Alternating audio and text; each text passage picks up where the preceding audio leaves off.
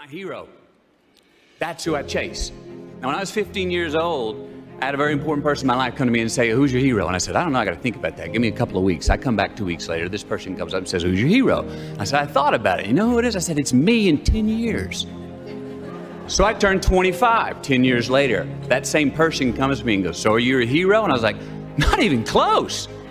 No. She said, why? I said, because my hero is me at 35.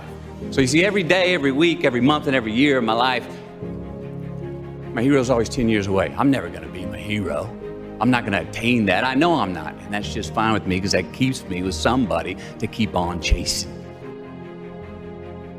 I'm going to talk to you about some things I've learned in my journey. Most from experience, some of them I heard in passing. Many of them I'm still practicing, but all of them I do believe are true. Life is not easy. It is not. Don't try to make it that way. Life's not fair. It never was. It isn't now, and it won't ever be. Do not fall into the trap, the entitlement trap, of feeling like you're a victim. You are not. Get over it and get on with it. And yes, most things are more rewarding when you break a sweat to get them. Happiness is an emotional response to an outcome. If I win, I will be happy. If I don't, I won't. And I say, if happiness is what you're after, then you're going to be let down frequently, and you're going to be unhappy much of your time. Joy, though, joy is a different thing. It's something else. Joy is not a choice. It's not a response to some result. It's a constant. Joy is the feeling that we have from doing what we are fashioned to do, no matter the outcome. Now, personally, as an actor, I started enjoying my work and literally being more happy. Define success for yourself. Now, check this out. I'm in south of New Orleans a few years ago, and I went to a voodoo shop. And they had this wooden partition against the wall with these columns. And in these columns were all these vials of these magic potions, right? And the headings above each potion defining what they would give you were things like fertility, health, family, legal help, energy, forgiveness, money. Guess which column was empty? Money. Let's admit it. Money is king today. It's what makes the world go round. It is success. The more we have, the more successful we are, right? Now, I would argue that our cultural values have even been financialized. Humility is not in vogue anymore. It's too passive. It's a get rich quick on the internet, rich is 15 minutes of fame world that we live in, and we see it every day. But we all want to succeed, right? So the question that we got to ask ourselves is what success is to us, what success is to you. Is it more money? Maybe it's a healthy family. Maybe it's a happy marriage. Maybe it's to help others, to be famous, to be spiritually sound, to leave the world a little bit better place than you found it. Continue to ask yourself that question. Now, your answer may change over time, and that's fine. But do yourself this favor. Whatever your answer is, don't choose anything that will jeopardize your soul. Prioritize who you are, who you want to be, and don't spend time with anything that antagonizes your character. Don't drink the Kool-Aid, man. It tastes sweet, but you will get cavities tomorrow. All right, life is not a popularity contest. Be brave, take the hill, but first answer that question, what's my hill? So first, we have to define success for ourselves. And then we have to put in the work to maintain it. Take that daily tally. Tend our garden. Keep the things that are important to us in good shape. Where you are not is as important as where you are. Defining ourselves by what we are not is the first step that leads us to really knowing who we are. You know that group of friends that you hang out with that they really might not bring out the best in you? You know, they gossip too much, or they're kind of shady. They really aren't going to be there for you in a pinch. Or how about that bar that we keep going to that we always seem to have the worst hangover from? Or that computer screen, right? That computer screen that keeps giving us an excuse not to get out of the house and engage with the world and get some real human interaction. Or how about that food that we keep eating? The stuff that tastes so good going down, it makes us feel like crap the next week. We feel lethargic and we keep putting on weight. Well, those people, those places, those things, stop giving them your time and energy. Just don't go there. I mean, put them down.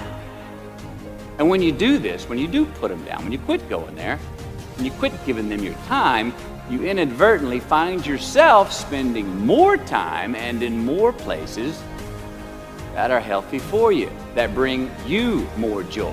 Why? Because you just eliminated the who's, the where's, the what's, and the when's that were keeping you from your identity. Like, trust me, too many options, I promise you this, too many options will make a tyrant of us all. All right, so get rid of the excess, the wasted time. Decrease your options. And if you do this, you will have accidentally, almost innocently, put in front of you what is important to you by process of elimination. Knowing who we are is hard. It's hard. So give yourself a break. Eliminate who you are not first, and you're going to find yourself where you need to be. Don't leave crumbs. And the beauty of delayed gratification. So what are crumbs?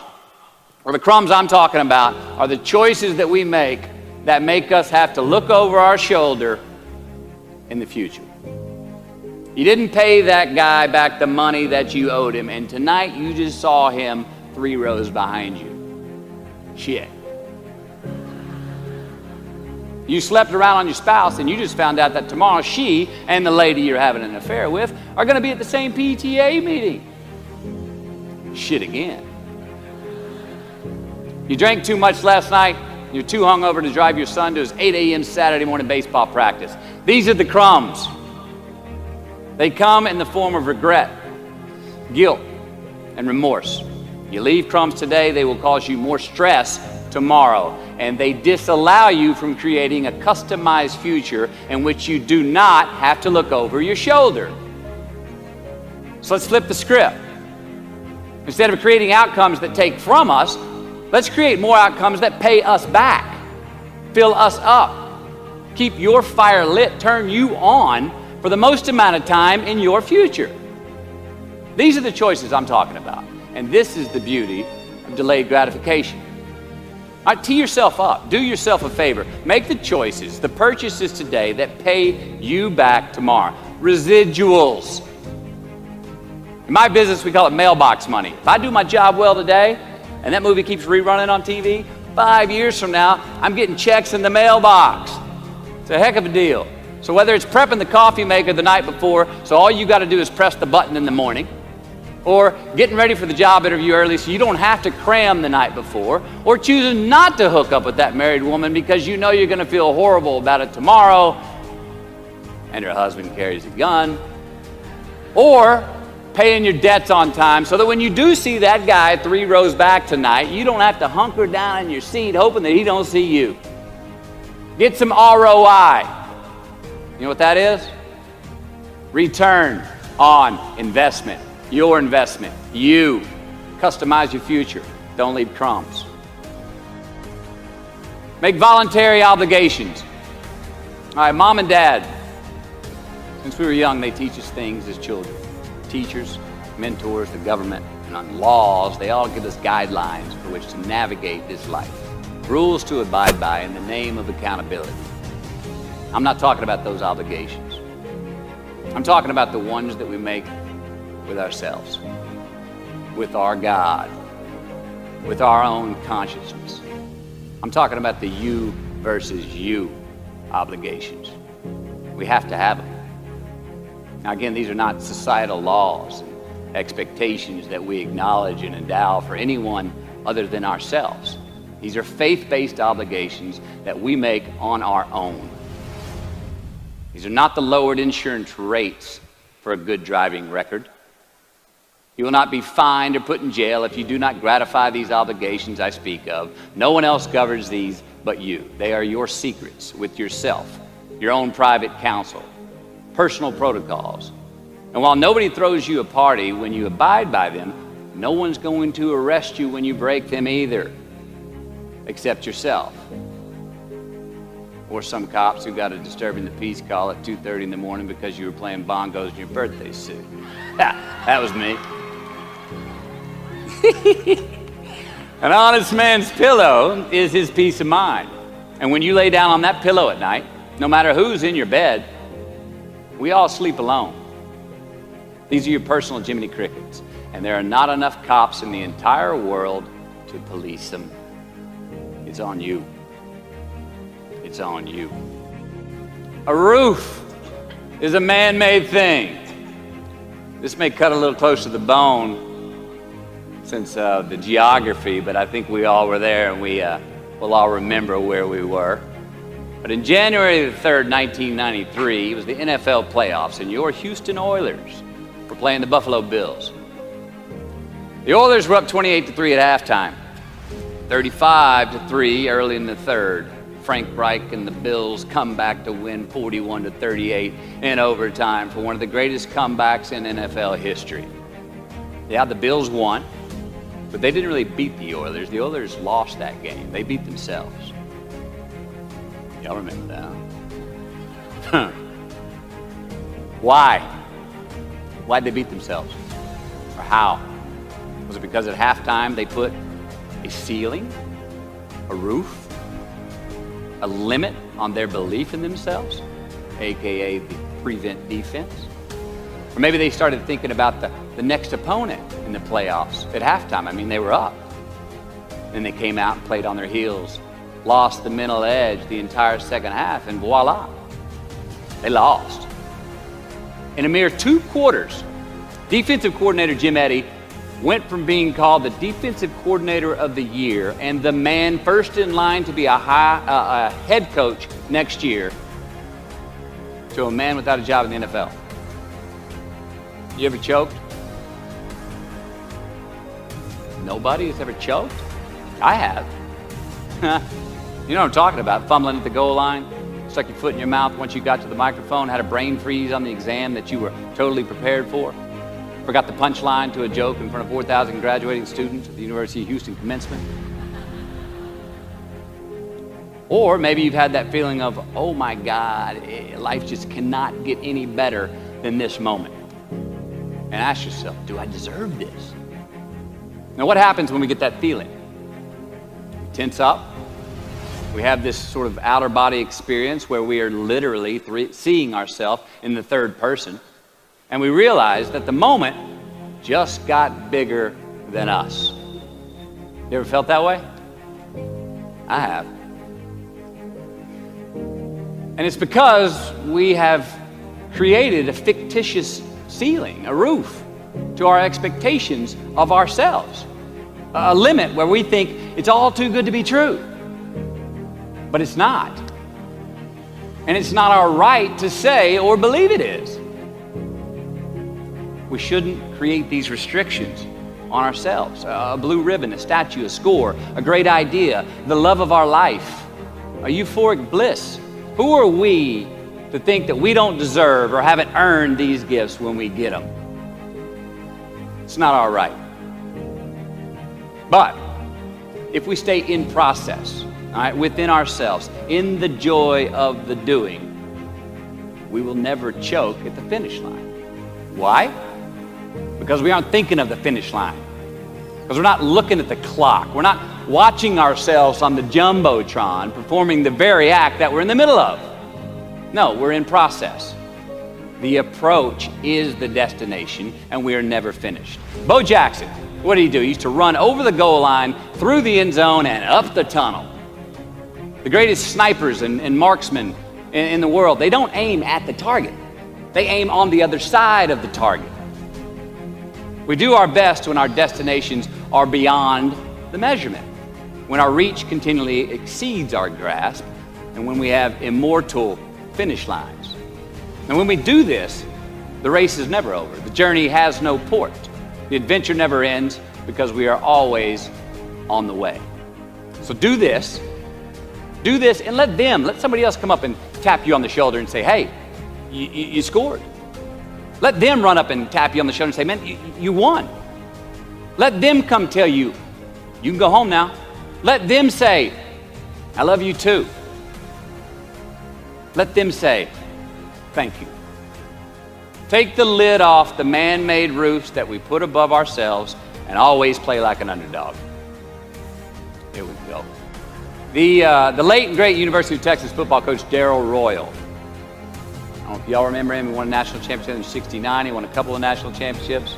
You know Darrell Royal? He was a friend of mine and a good friend of many people. Now, a lot of people looked up to this man.